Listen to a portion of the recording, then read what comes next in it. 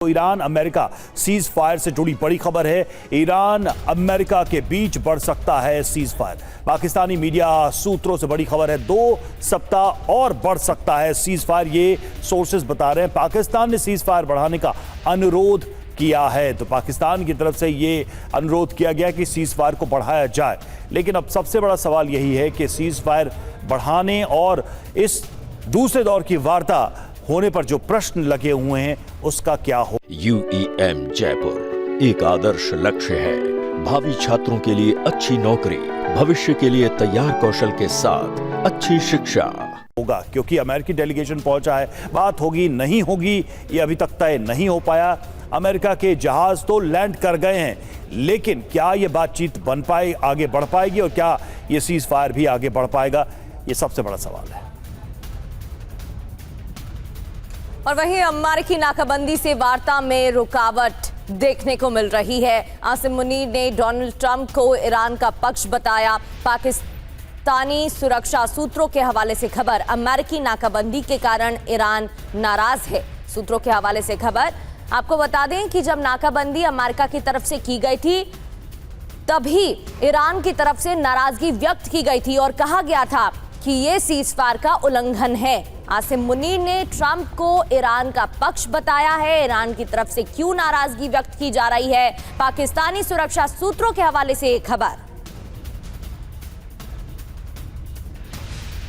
और cease fire खत्म होने से पहले ट्रंप का बड़ा दावा, मैं बड़े अंतर से जंग जीत रहा हूं, ये ट्रंप ने कहा है। हमारी सेना ने बेहतरीन काम किया है। अमेरिकी मीडिया की खबरों को झूठा बताया। डील नहीं होने तक नाकेबंदी नहीं हटाएंगे, ये ट्रंप ने कहा है।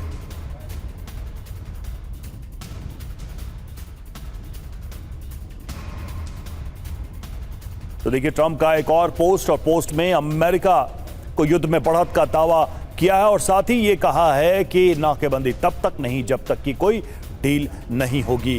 तो सीज फायर बढ़ सकता है, ये पाकिस्तान के सूत्र बता रहे हैं। पाकिस्तान की तरफ से इसकी रिक्वेस्ट की गई है और उधर आसिम मुनीर ने जो है इसकी जानकारी दी है इस पूरे मामले में, और ये भी बताया कि ईरान नाराज है, ये कन्वे करने की कोशिश की गई है। और अमेरिका को लेकर ट्रंप ने एक बार फिर से दावा किया है कि बड़ी बढ़त के साथ इस जंग को अमेरिका जीत रहा है। अमेरिकी मीडिया की खबरों को उन्होंने झूठ करार दिया है। और इजरायल ने ईरान के साथ सीज फायर बढ़ने की उम्मीद जताई है। रॉयटर्स न्यूज एजेंसी के सूत्रों का दावा है, इजरायल को 2 हफ्ते सीज फायर बढ़ने की उम्मीद है। रॉयटर्स न्यूज एजेंसी के सूत्रों ने दावा किया है, उम्मीद जताई जा रही है कि सीज फायर बढ़ सकता है, ईरान से सीज फायर बढ़ सकता है, ऐसी उम्मीद इजरायल को।